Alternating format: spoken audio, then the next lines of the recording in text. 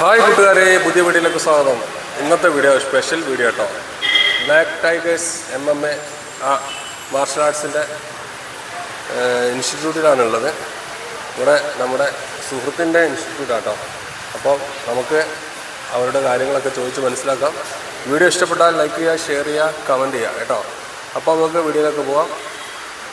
അപ്പോൾ ഈ സ്ഥാപനത്തെ പറ്റി ഒന്ന് വിശദമായിട്ടൊന്ന് പറയാം. ഇതിൻ്റെ പേര് ബ്ലാക്ക് ടൈഗേഴ്സ് ആണ്. MMA ആൻഡ് ഫിറ്റ്നസ് ക്ലബ്ബാണ്. മിക്സഡ് മാർഷൽ ആർട്സ് ആണ് നമ്മൾ ചെയ്യുന്നത്. ഞാനൊരു ഇൻ്റർനാഷണൽ ചാമ്പ്യനാണ്. ഇന്ത്യക്ക് വേണ്ടിയിട്ട് കിക്ക് ബോക്സിങ്ങിൽ ഗോൾഡ് മെഡൽ നേടിയ ആളാണ്. ഇതിൻ്റെ ഹോം ടൗൺ ആണ്. നമുക്ക് 2 ബ്രാഞ്ചാണ് ഉള്ളത്. ഒന്ന് കോഴിക്കോട് മാവൂർ റോഡാണ്, ഒന്ന് ഹോം ടൗണായ പറമ്പത്താണ്. നമ്മളിവിടെ മെയിനായിട്ട് MMA എല്ലാ മാർഷൽ ആർട്സും ഒരു കുടക്കീഴിൽ, അതാണ് നമ്മൾ ഉദ്ദേശിക്കുന്നത്. ബോക്സിങ്, കിക്ക് ബോക്സിങ്, കരാട്ടെ, മുഷു, മൊയ്ത്തായി, MMA എല്ലാ മാർഷൽ ആർട്സ് നമ്മൾ പഠിപ്പിക്കുന്നുണ്ട്. അതിൽ തന്നെ ഒരുപാട് സ്കൂൾ കുട്ടികളുണ്ട്. കുട്ടികൾക്ക് ഇതിൽ ഗ്രേസ് മാർക്ക് ഉണ്ട്, സ്പോർട്സ് കോട്ട അഡ്മിഷൻ ഉണ്ട്. അതുകൊണ്ട് ഒരുപാട് കുട്ടികൾ സ്കൂൾസ് ലെവലിൽ, ഡിസ്ട്രിക്ട് ലെവലിൽ, സ്റ്റേറ്റ് ലെവലിൽ, നാഷണലിലൊക്കെ ഗോൾഡ് മെഡൽ, സിൽവർ, ബ്രോൺസ്, അങ്ങനെ ഒരുപാട് മെഡലുകൾ നേടി നല്ല അച്ചീവ്മെൻ്റ് ഉണ്ട്. അപ്പോൾ ഒരുപാട് കുട്ടികൾ പഠിക്കുന്നുണ്ട്. നമ്മുടെ നാട്ടിൽ തന്നെ നമ്മൾ അറിയുന്ന ആളുകളുടെ മക്കളും വലിയ ആളുകളും പഠിക്കുന്നുണ്ട്. ഇതിപ്പം ഫിറ്റ്നസ് കൂടിയാണ്. നമുക്കിപ്പോൾ വെയിറ്റ് ലോസ് ചെയ്യാനും പിന്നെ ഫിറ്റ്നസ് നിലനിർത്താനും സ്ട്രെങ്തനിങ്ങിനും ബോഡി കണ്ടീഷനും വേണ്ടിയിട്ട് നല്ലൊരു ആർട്ടാണ് മാർഷൽ ആർട്സ് MMA. അതുകൊണ്ട് ഒരുപാട് ആളുകളുണ്ട്. നല്ല രീതിയിൽ ക്ലബ്ബ് മുന്നോട്ട് പോകുന്നുണ്ട്. ഇവിടെ ഈവനിങ് 2 ബാച്ചാണുള്ളത്. 6:30 to 8, 8 to 9:30. മോർണിംഗ് ഒരു ബാച്ച് വരുന്നത് 7 to 8:30. അങ്ങനെ 3 ബാച്ചാണ് ഒരു ദിവസം ഉള്ളത്. നല്ല രീതിയിൽ സുഖമായിട്ട് മുന്നോട്ട് പോകുന്നു. ഒരുപാട് കുട്ടികൾ എല്ലാ ഇവൻറ്റും നമ്മൾ പങ്കെടുപ്പിക്കാറുണ്ട്. ബോക്സിങ്ങിൽ, വുഷുവിൽ, മൊയ്ത്തായിൽ, MMA, കിക്ക് ബോക്സിങ്, അങ്ങനെ എല്ലാ മാർഷൽ ആർട്സും നമ്മൾ കുട്ടികളെ പങ്കെടുപ്പിക്കാറുണ്ട്. അപ്പം കുട്ടികൾക്ക് ഒരു ഗ്യാപ്പൊന്നും ഇല്ലാതെ തന്നെ ചാമ്പ്യൻഷിപ്പ് പങ്കെടുക്കാൻ, നല്ല എക്സ്പീരിയൻസ് ഉണ്ടാക്കാനും, നല്ല ഫൈറ്റേഴ്സാക്കി മാറ്റാനും, നല്ല അച്ചടക്കവും ഡിസിപ്ലിനും കൂടിയിട്ട് കുട്ടികൾക്ക് നല്ലൊരു ഭാവി വളർത്തിക്കൊണ്ടുപോകാൻ നമ്മൾ ശ്രമിക്കുന്നുണ്ട്.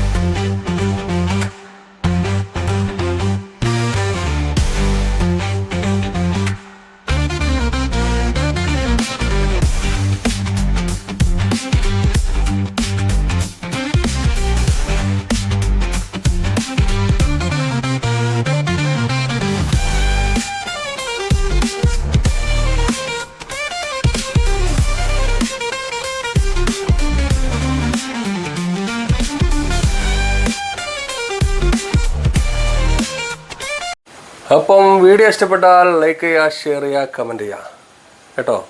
ഇഷ്ടപ്പെട്ടാൽ കൂടെ ഫോളോ ചെയ്ത് കൂടെ. അപ്പോൾ നല്ല നല്ല വീഡിയോ ആയിട്ട് വരും. അപ്പോൾ